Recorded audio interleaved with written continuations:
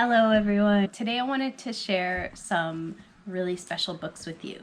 Some books that I've made, some books that people have made for me, and then we're going to make our own book. Here are a few of the books that I'm talking about. When you're making a book, you can be really creative. You can use old books to make new books, or you can make them completely out of scratch. Okay. This is a book that I made in college. I took some sort of old handbook, and this one has a spiral edge, and I painted the pages so that I could then paint on top of the pages inside. This is an old board book, so this was like an old children's book. You can see it's very stiff. It's got a cardboard cover, and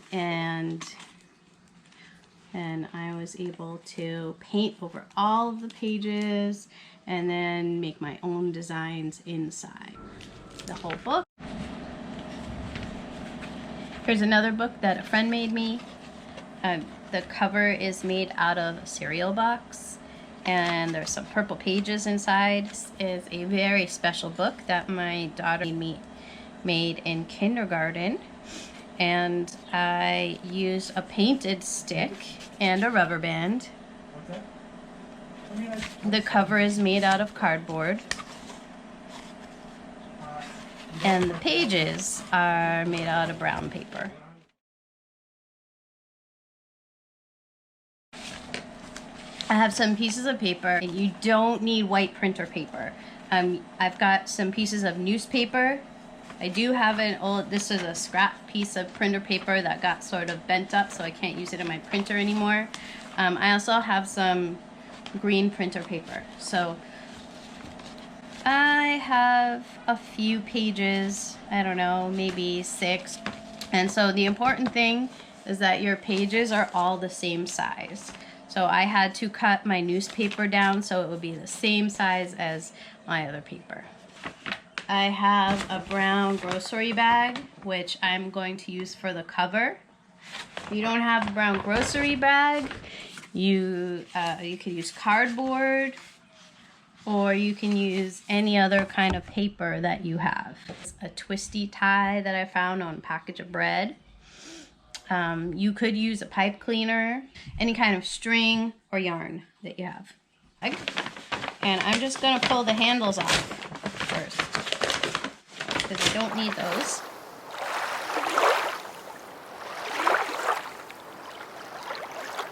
So I'm going to cut along the folded part of my bag first.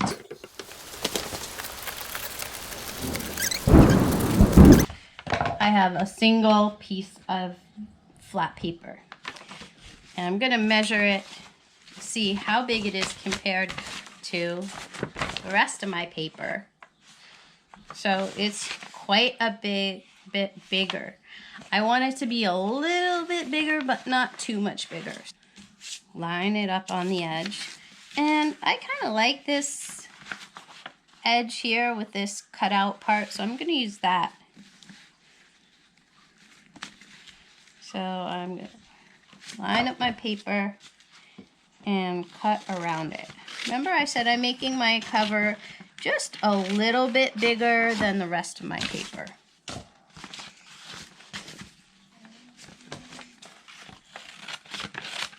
So I only need to cut out 2 sides. So I'm going to make sure my pages are right in the center of my cover where I want it to be. And then I'm going to lift up the bottom. Oh, I'm going to do one thing first. I'm going to pick up my pages, and I'm actually going to turn this around because I don't want Trader Joe's on my cover. And I am going to fold everything in half and really push it down nice and flat. Okay, I'm going to open it back up to the center. If you have a hole puncher, this is a hole puncher, can staple your pages together. Maybe ask a grown-up for help. You can try using a sharp pencil. I'm going to make one hole right here by the edge of my book. And I'm going to make another hole right here by the other edge of my book. Remember, I'm on the center page, the page that's in the very, very middle. Okay, so now I'm going to stack my papers. If you have a lot of pages and your book is thick, this is going to be hard to do. You're going to have to do this in a few sections. But I'm going to do it in 2 sections. And I'm going to carefully poke through my paper. And then I'm going to fold it back down so that it's lying in the same spot. See, I didn't move my paper, I just poked a hole through it. I'm going to put it back down. I'm going to make a little mark right where that hole is, so that way I can take the rest of my paper and make a hole through it in the very same spot. And then I'm going to do the same thing on my cover. I'm going to make a little mark and then poke my pencil right through that. Now my hole should be lined up. If I take my pencil now, I should be able to put it through all of my pages and my cover, just like that. That looks kind of funny. So I'm going to turn it around. Make sure everything's in the right spot.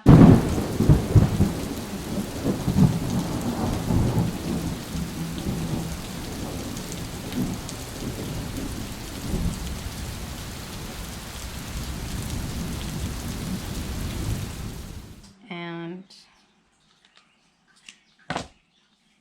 I'm going to take my piece of string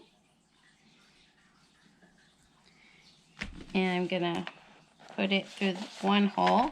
And this string is not very stiff, it's soft, so it doesn't want to go through the hole. So I'm going to use my pencil to help push the string through the hole. There it is. I'm going to pull it a little bit. I can either tie my string on the inside or on the outside. I think I want to tie my string on the inside. So then what I'm going to do is find that string on the back. Oops, there it is. And this time I'm going to push the string through the holes. Now I have my 2 strings and I can tie a knot. I know tying a knot can be pretty hard.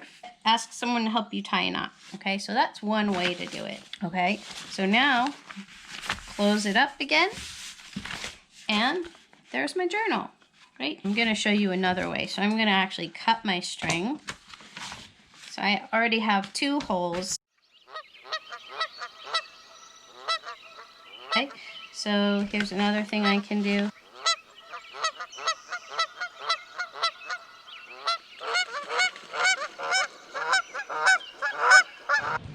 If you're going to use twist ties, you should make 2 small holes next to each other.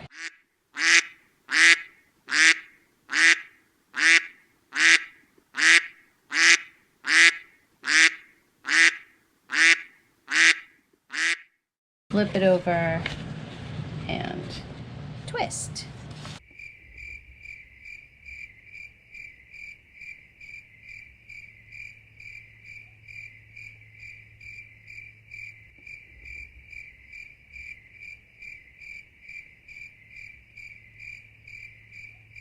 Cover, because all I have is a plain brown cover now. I found this leaf outside. If you're going to add leaves and things like flowers and things like that to your nature journal, it's a good idea to use clear tape on top. You don't have to, but if you don't, your leaf will eventually dry up and turn brown.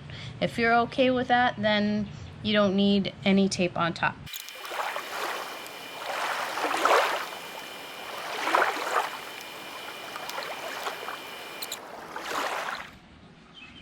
I finished my journal. My pages are ready to go.